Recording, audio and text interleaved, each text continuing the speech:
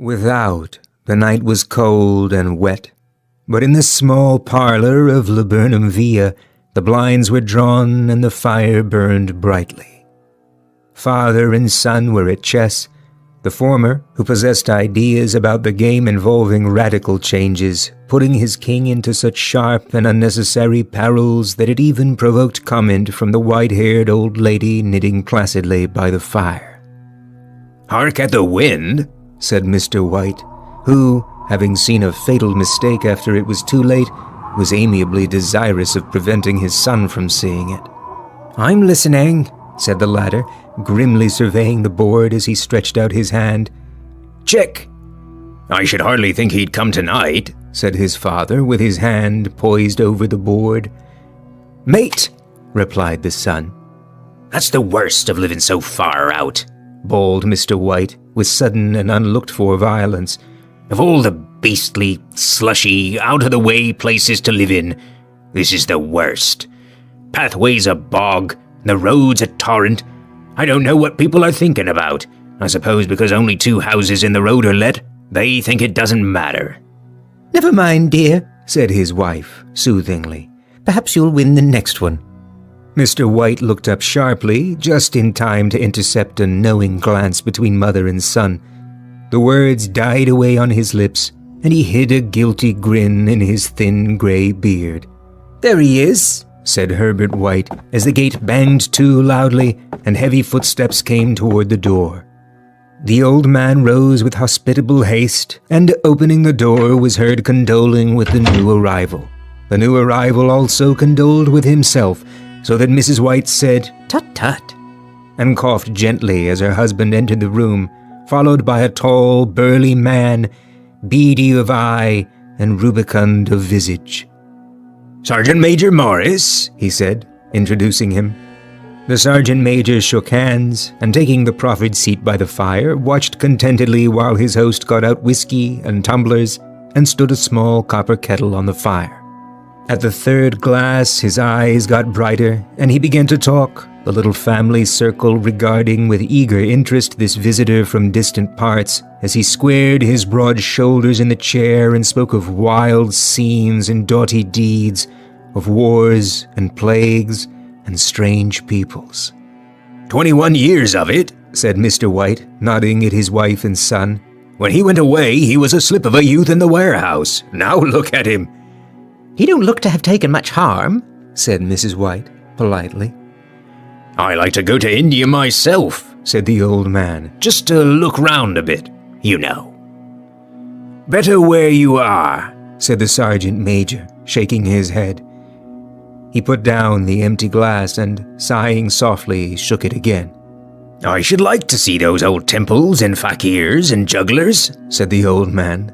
"What was that you started telling me the other day about a monkey's paw or something, Morris?"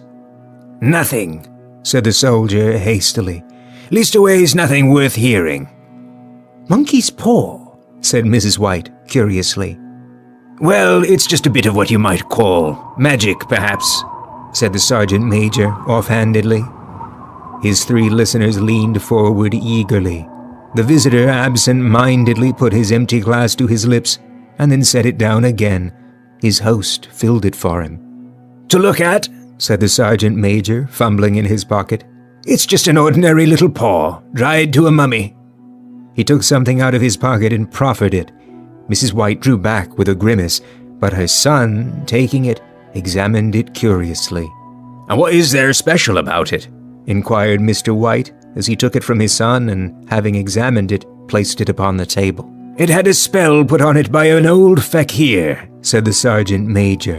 "A very holy man.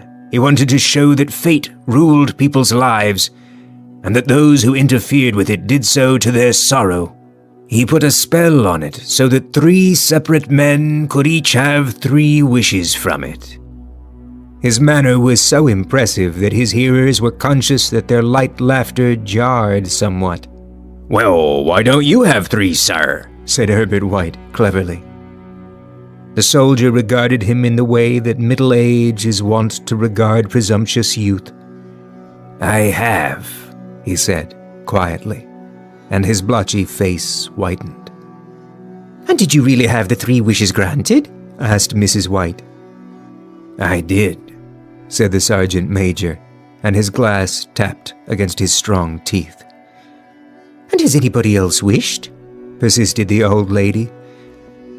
"The first man had his 3 wishes. Yes," was the reply. "I don't know what the first 2 were, but the 3rd was for death. That's how I got the paw." His tones were so grave that a hush fell upon the group. "If you had your 3 wishes, it's no good to you now then, Morris," said the old man at last. "What do you keep it for?" The soldier shook his head. "Fancy, I suppose," he said slowly. "I did have some idea of selling it, but I don't think I will. It has caused enough mischief already.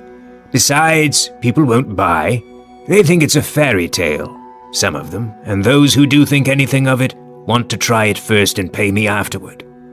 "If you could have another 3 wishes," said the old man, eyeing him keenly, "would you have them?" "I don't know," said the other. "I don't know." He took the paw, and dangling it between his forefinger and thumb, suddenly threw it upon the fire. White, with a slight cry, stooped down and snatched it off. "Better let it burn," said the soldier solemnly. "If you don't want it, Morris," said the other, "give it to me." "I won't," said his friend doggedly. "I threw it on the fire. If you keep it, don't blame me for what happens. Pitch it on the fire again like a sensible man." The other shook his head and examined his new possession closely. "How do you do it?" he inquired. "Hold it up in your right hand and wish aloud," said the sergeant major. "But I warn you of the consequences." "Sounds like the Arabian Nights," said Mrs. White, as she rose and began to set the supper. "Don't you think you might wish for 4 pairs of hands for me?"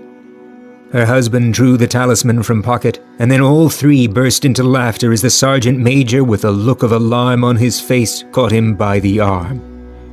"If you must wish," he said gruffly, "wish for something sensible." Mr. White dropped it back in his pocket, and placing chairs, motioned his friend to the table. In the business of supper, the talisman was partly forgotten, and afterward the 3 sat listening in an enthralled fashion to a second installment of the soldier's adventures in India. "If the tale of the monkey's paw is not more truthful than those he's been telling us," said Herbert, as the door closed behind their guest, just in time for him to catch the last train, "we shan't make much out of it." "Did you give him anything for it, father?" inquired Mrs. White, regarding her husband closely. "A trifle," said he, coloring slightly. "He didn't want it, but I made him take it, and he pressed me again to throw it away." "Likely," said Herbert, with pretended horror. "Why, we're going to be rich, and famous and happy. Wish to be an emperor, father, to begin with. Then you can't be henpecked." He darted round the table, pursued by the maligned Mrs. White, armed with an antimacassar. Mr. White took the paw from his pocket and eyed it dubiously. "I don't know what to wish for, and that's a fact," he said slowly. "It seems to me I've got all I want." "If you only cleared the house, you'd be quite happy, wouldn't you?" said Herbert, with his hand on his shoulder. "Well, wish for £200 then, that'll just do it." His father, smiling shamefacedly at his own credulity, held up the talisman as his son, with a solemn face, somewhat marred by a wink at his mother, sat down at the piano and struck a few impressive chords. "I wish for £200, said the old man, distinctly. A fine crash from the piano greeted the words, interrupted by a shuddering cry from the old man. His wife and son ran toward him. "It moved," he cried, with a glance of disgust at the object as it lay on the floor. "As I wished, it twisted in my hand like a snake." "Well, I don't see the money," said his son as he picked it up and placed it on the table, "and I bet we never shall." "It must have been your fancy, father," said his wife, regarding him anxiously. He shook his head. "Never mind, though. There's no harm done, but it gave me a shock all the same." They sat down by the fire again while the two men finished their pipes. Outside, the wind was higher than ever, and the old man started nervously at the sound of a door banging upstairs. A silence unusual and depressing settled upon all three, which lasted until the old couple rose to retire for the night. "I expect you'll find the cash tied up in a big bag in the middle of your bed," said Herbert as he bade them good night. "And something horrible squatting up on top of the wardrobe watching you as you pocket your ill-gotten gains." He sat alone in the darkness, gazing at the dying fire and seeing faces in it. The last face was so horrible and so simian that he gazed at it in amazement. It got so vivid that, with a little uneasy laugh, he felt on the table for a glass containing a little water to throw over it. His hand grasped the monkey's paw, and with a little shiver he wiped his hand on his coat and went to bed. In the brightness of the wintry sun next morning as it streamed over the breakfast table, he laughed at his fears. There was an air of prosaic wholesomeness about the room which it had lacked on the previous night, and the dirty, shriveled little paw was pitched on the sideboard with a carelessness which betokened no great belief in its virtues. "I suppose all old soldiers are the same," said Mrs. White. "The idea of our listening to such nonsense! How could wishes be granted in these days? And if they could, how could £200 hurt you, father?" "Might drop on his head from the sky," said the frivolous Herbert. "Morris said the things happen naturally," said his father. "And you might, if you so wished, attribute it to coincidence." "Well, don't break into the money before I come back," said Herbert as he rose from the table. "I'm afraid it'll turn you into a mean, avaricious man, and we shall have to disown you." His mother laughed, and following him to the door, watched him down the road, and returning to the breakfast table, was very happy at the expense of her husband's credulity. All of which did not prevent her from scurrying to the door at the postman's knock, nor prevent her from referring somewhat shortly to retired sergeant majors of bibulous habits when she found that the post brought a tailor's bill. "Herbert will have some more of his funny remarks, I expect, when he comes home," she said, as they sat at dinner. "I dare say," said Mr. White, pouring himself out some beer. "But for all that, the thing moved in my hand. That I'll swear to." "You thought it did," said the old lady soothingly. "I say it did," replied the other. "There was no thought about it. I had just... What's the matter?" His wife made no reply. She was watching the mysterious movements of a man outside, who, peering in an undecided fashion at the house, appeared to be trying to make up his mind to enter. In mental connection with the £200, she noticed that the stranger was well-dressed and wore a silk hat of glossy newness. 3 times he paused at the gate, and then walked on again. The 4th time he stood with his hand upon it, and then with sudden resolution flung it open and walked up the path. Mrs. White at the same moment placed her hands behind her, and hurriedly unfastening the strings of her apron, put that useful article of apparel beneath the cushion of her chair. She brought the stranger, who seemed ill at ease, into the room. He gazed at her furtively, and listened in a preoccupied fashion as the old lady apologized for the appearance of the room and her husband's coat, a garment which he usually reserved for the garden. She then waited as patiently as her sex would permit for him to broach his business, but he was at first strangely silent. "I was asked to call," he said at last, and stooped and picked a piece of cotton from his trousers. "I come from Moore and Meggins." The old lady started. "Is anything the matter?" she asked breathlessly. "Has anything happened to Herbert? What is it? What is it?" Her husband interposed.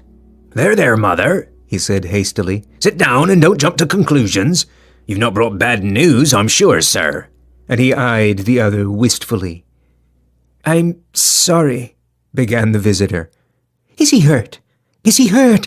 demanded the mother wildly. The visitor bowed in assent. "Badly hurt," he said quietly. "But he is not in any pain." "Oh, thank God! said the old woman, clasping her hands. "Thank God for that!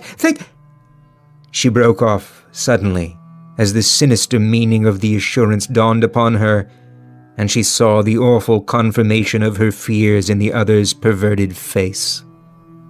She caught her breath, and turning to her slower-witted husband, laid her trembling old hand upon his. There was a long silence. "He was caught in the machinery," said the visitor at length in a low voice. "Caught in the machinery," repeated Mr. White in a dazed fashion. "Yes." He sat staring blankly out at the window, and taking his wife's hand between his own, pressed it as he had been wont to do in their old courting days nearly 40 years before. "He was the only one left to us," he said, turning gently to the visitor. "It is hard." The other coughed, and rising, walked slowly to the window. "The firm wished me to convey their sincere sympathy with you in your great loss," he said, without looking round. "I beg that you will understand I am only their servant, and merely obeying orders." There was no reply. The old woman's face was white, her eyes staring, and her breath inaudible. On the husband's face was a look such as his friend the sergeant might have carried into his first action.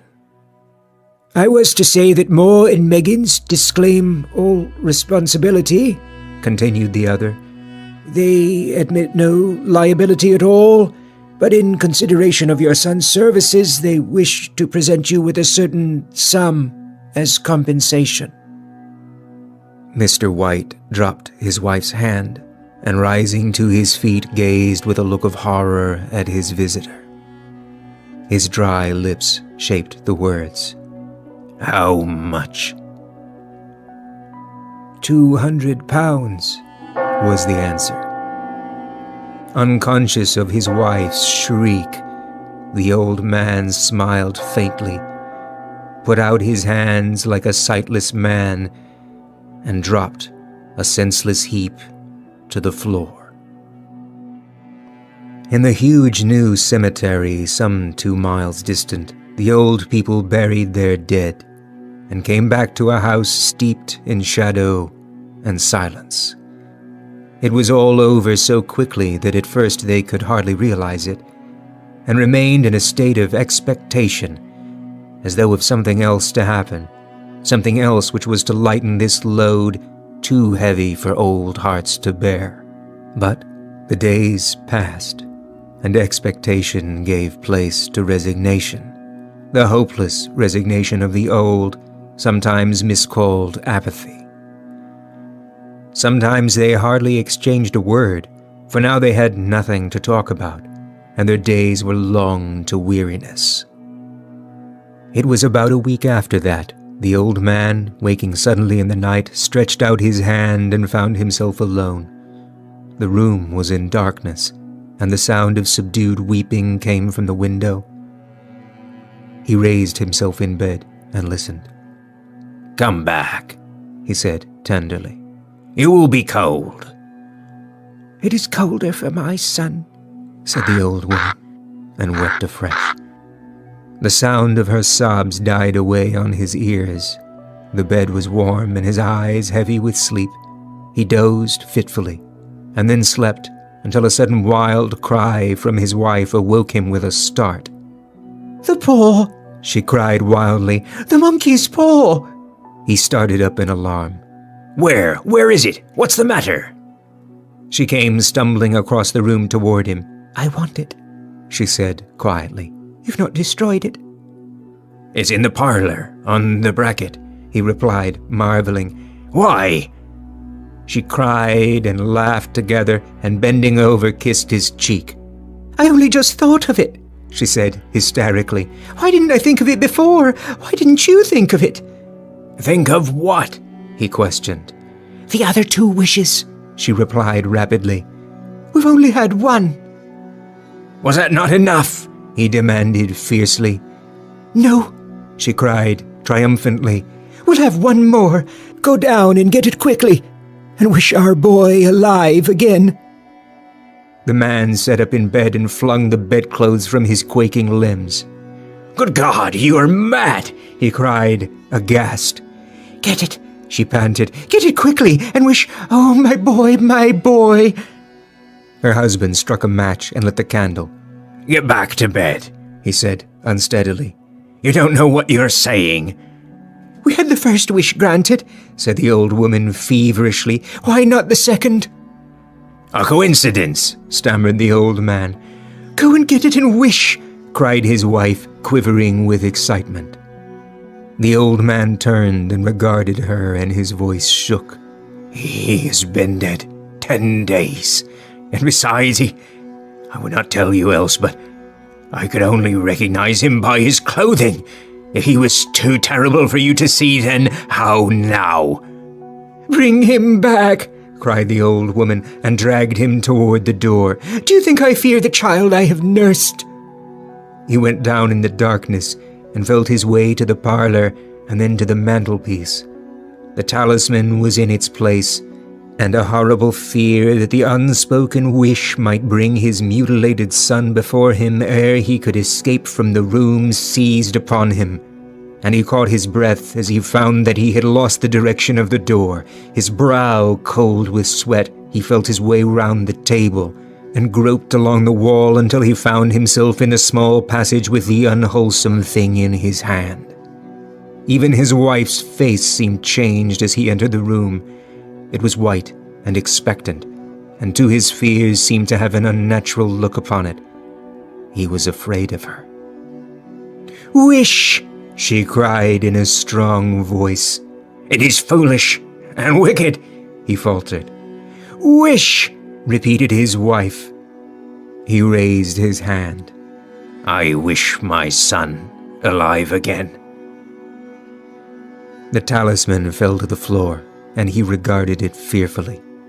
Then he sank trembling into a chair as the old woman, with burning eyes, walked to the window and raised the blind. He sat until he was chilled with the cold, glancing occasionally at the figure of the old woman peering through the window. The candle end, which had burned below the rim of the china candlestick, was throwing pulsating shadows on the ceiling and walls until, with a flicker larger than the rest, it expired. The old man, with an unspeakable sense of relief at the failure of the talisman, crept back to his bed, and a minute or two afterward the old woman came silently and apathetically beside him. Neither spoke, but lay silently listening to the ticking of the clock. A stair creaked, and a squeaky mouse scurried noisily through the wall. The darkness was oppressive, and after lying for some time screwing up his courage, he took the box of matches and, striking one, went downstairs for a candle. At the foot of the stairs the match went out, and he paused to strike another, and at the same moment a knock, so quiet and stealthy as to be scarcely audible, sounded on the front door. The matches fell from his hand and spilled in the passage. He stood motionless, his breath suspended until the knock was repeated. Then he turned and fled swiftly back to his room and closed the door behind him. A third knock sounded through the house. What's that? Cried the old woman, starting up. A rat, Said the old man in shaking tones. a rat. It passed me on the stairs. His wife sat up in bed, listening. A loud knock resounded through the house. It's Herbert, she screamed. It's Herbert. She ran to the door, but her husband was before her, and catching her by the arm, held her tightly. What are you going to do? He whispered hoarsely. It's my boy. It's Herbert, She cried, struggling mechanically. I forgot it was 2 miles away. What are you holding me for? Let go. I must open the door. For God's sake, don't let it in, Cried the old man, trembling. You're afraid of your own son, She cried, struggling. Let me go. I'm coming, Herbert. I'm coming. There was another knock, and another. The old woman, with a sudden wrench, broke free and ran from the room. Her husband followed to the landing and called after her appealingly as she hurried downstairs. He heard the chain rattle back and the bottom bolt drawn slowly and stiffly from the socket. Then the old woman's voice, strained and panting. "The bolt!" she cried loudly. "Come down! I can't reach it!" But her husband was on his hands and knees, groping wildly on the floor in search of the paw. If he could only find it before the thing outside got in. A perfect fusillade of knocks reverberated through the house, and he heard the scraping of a chair as his wife put it down in the passage against the door. He heard the creaking of the bolt as it came slowly back, and at the same moment he found the monkey's paw and frantically breathed his third and last wish. The knocking ceased suddenly, although the echoes of it were still in the house. He heard the chair drawn back and the door opened. A cold wind rushed up the staircase, and a long, loud wail of disappointment and misery from his wife gave him courage to run down to her side and then to the gate beyond. The street lamp flickering opposite shone on a quiet and deserted road.